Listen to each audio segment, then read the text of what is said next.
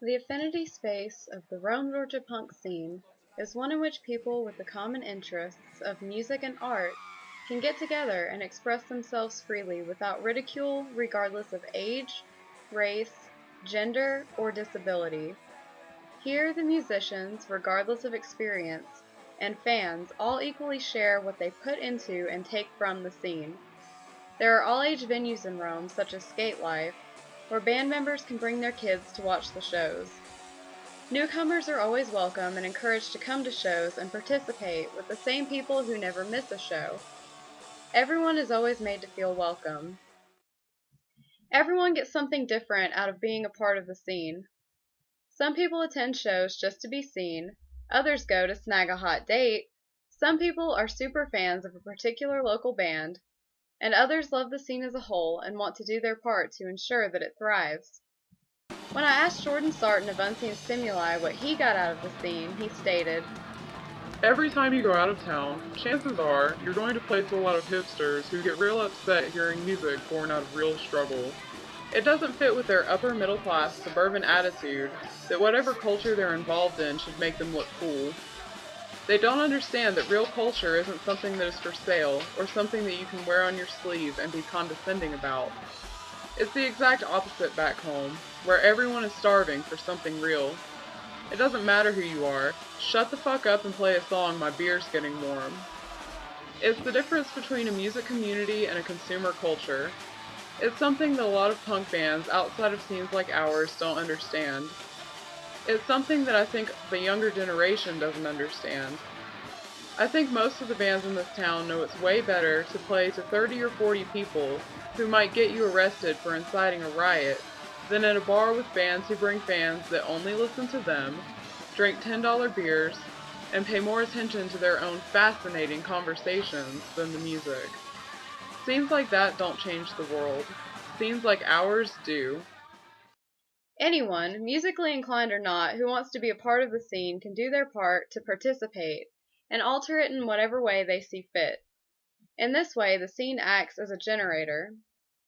Fans with an artistic edge create their own flyers for shows, artists submit their artwork to musicians to be included in their album art, videographers offer to film videos or record live shows, photographers come to shows and take pictures of the bands and expose their work to a demographic they might have never reached otherwise.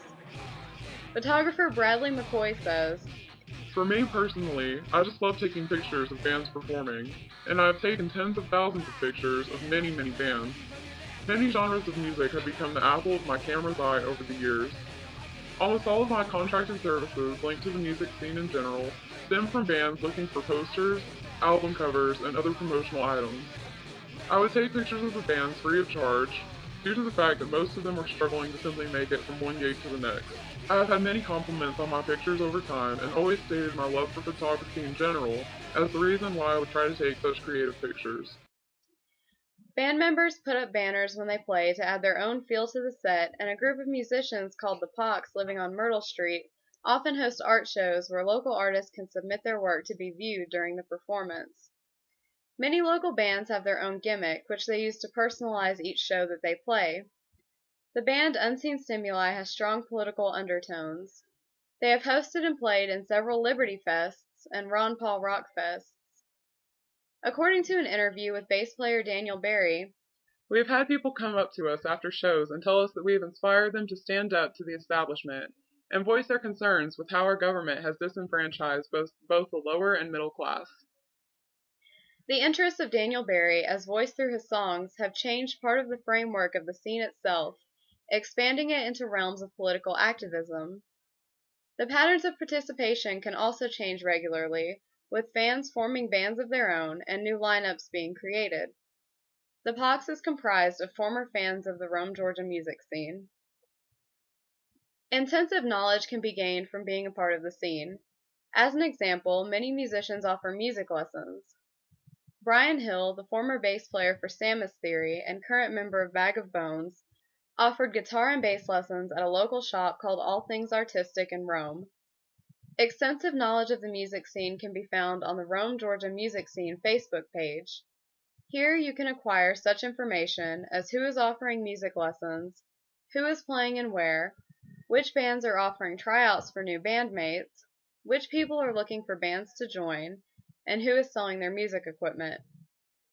Brian Mullins created the website Mullins Mania, which offers biographies of all of the bands that play in the Rome area, a What's Happening in Rome section, which compiles information on who is playing, where, and when, and a list of the venues which are booking shows in Floyd County.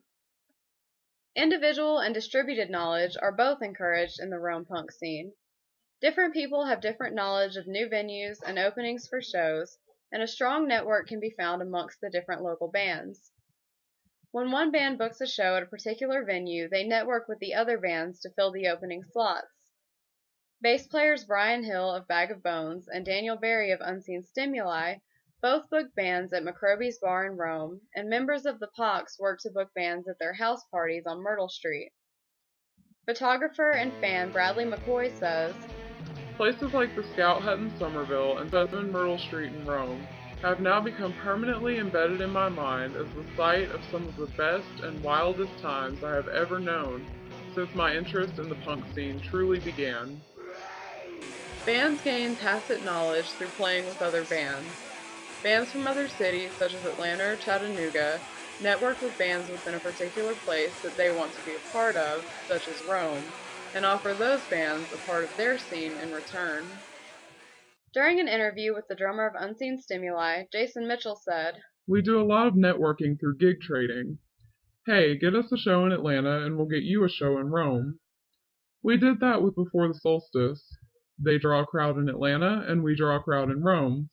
Of course, they also got us a lot better shows than we got them. Gig trading helps to build a fan base which is outside of the band's hometown.